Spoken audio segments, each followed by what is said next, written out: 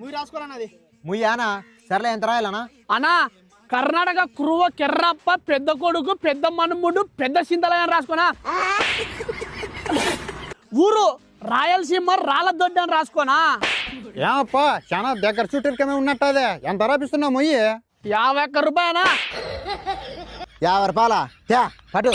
ఈ కొడుకులు కొత్త కొత్త పాటలు వేసుకొని సోకు మీద వస్తారు. మళ్ళీ ఓడోడు పసరాలు తిన్నట్టు ఇంత తింటారు. ముజ్జులు కూడా 50 రూపాయలు 60 రూపాయలు రాపిస్తారు. ముస్టోనియాలకు రాపించినట్ట.